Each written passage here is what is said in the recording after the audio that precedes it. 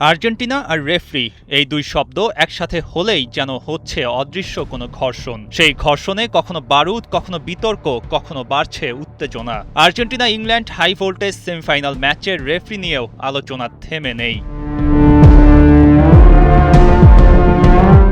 মরক্কোতে জন্ম নেয়া মার্কিন রেফরি ইসমাইল এলফাত, তাকে জড়িয়ে আবারও আসছে লিওনেল মেসির নাম। কিন্তু কেন?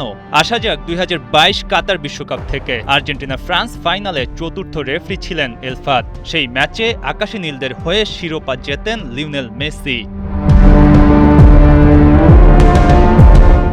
এবার আসুন 2023 সালের লিগস কাপ ফাইনালে, যেখানে ন্যাশভিল এসসির বিপক্ষে ইন্টার মায়ামির একমাত্র গোলটি করেন মেসি। পরে টাইব্রেকারে শিরোপা জেতে মায়ামি।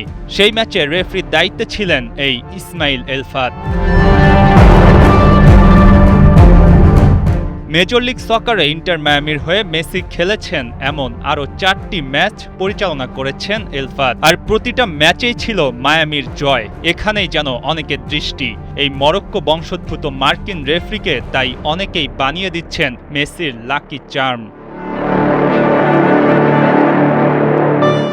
এবারের বিশ্বকাপে এখন পর্যন্ত 3টি ম্যাচ পরিচালনা করেছেন এলফাত। নেদারল্যান্ডস, জাপান, স্পেন, উরুগুয়ে ও নরওয়ে, ব্রাজিল।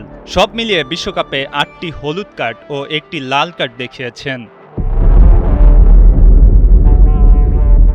আর্জেন্টিনার সাথে রেফরি ও VAR জড়িয়ে কত শত আলোচনাই না হয়ে গেল।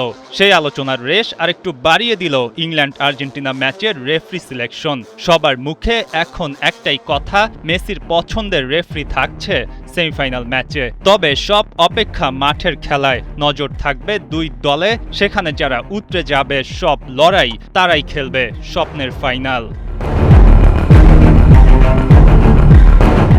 মঈন হাসান, ৭১।